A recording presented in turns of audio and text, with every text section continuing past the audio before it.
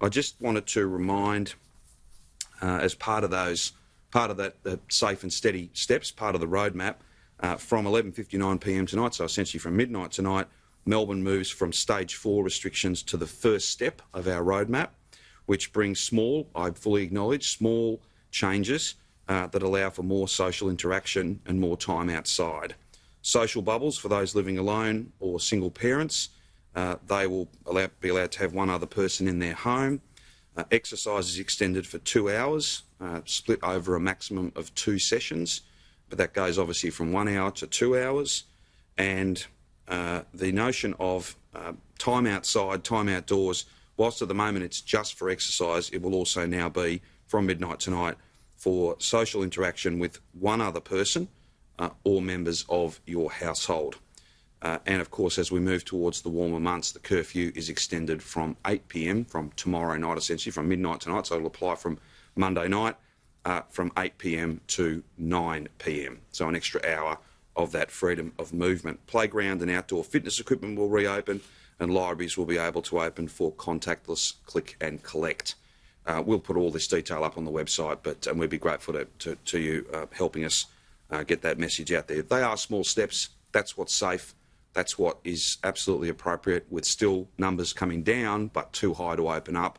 But I want to go now to regional Victoria. They move from stage 3 restrictions to the second step of the roadmap, which sees up to 5 people able to gather together in outdoor public spaces, a maximum of 2 households. Outdoor pools and playgrounds will reopen. There's some changes in terms of religious services.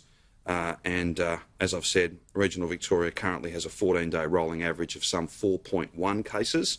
This is being very closely monitored, and it looks likely, but again, we have to wait and see the next few days' numbers, but it looks likely that in just a few days' time, regional Victoria will be able to take another step, which has direct bearing in relation to pubs, restaurants, cafes. They may look a bit different. They may be much more outdoor rather than indoor, but those businesses will be able to reopen. Of course, we've already made announcements in relation to school, term 4 being pretty close to normal for regional Victoria, all year levels, all students, all schools. We'll have more to say about that quite soon, just the finer details of that.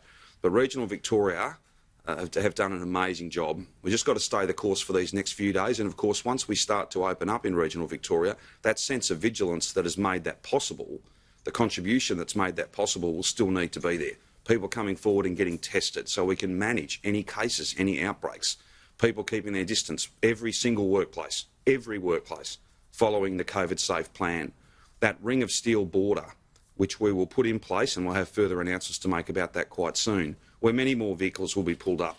And if you don't have reason, lawful reason to be travelling into regional Victoria, you'll be turned around and you will be fined. All of those things, we'll have more to say about that. But I hope, and I'm confident, that every metropolitan Victorian, every metro Melbourne Victorian will look at what's occurring and what is about to occur in all likelihood in regional Victoria and see that for what it is.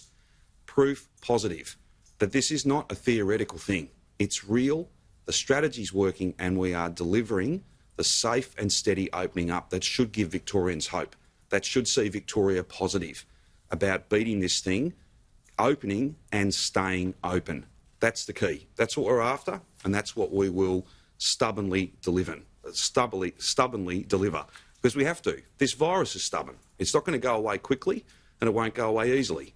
We've got to do this properly, and that's exactly what we are doing. Now, I'm joined today by the Treasurer and the Minister for Industry, Support and Recovery to announce what is, without any shadow of a doubt, the biggest package of business support in the history of this state. And it needs to be unprecedented in nature, because the challenge that businesses large and small face is equally. We've never seen anything like this before. It is an unprecedented set of challenges that businesses face.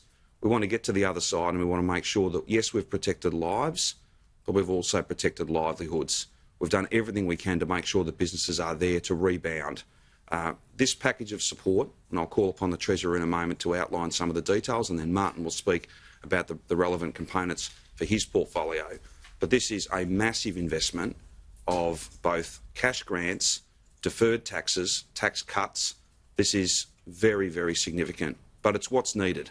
And I thank everyone from industry, large and small, diverse, right across the state, for the very productive partnership that we have with them, the direct feedback that's helped us design this package. It is unprecedented in nature.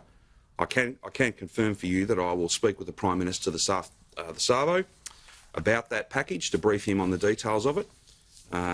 Just as he had foreshadowed, not unreasonably, the federal government were very keen to see what we would do as a state government, how we would use the state budget to support household budgets, our balance sheet to support the balance sheet of businesses large and small. Today we provide that information. There will be further announcements tomorrow and indeed in the days to come to add to this package, but it is unprecedented because the challenge we face is unprecedented. No one is enjoying the reality we face, but none of us have the option of ignoring the reality that we face. We cannot open up now and stay open. It would not be safe. It would not be smart.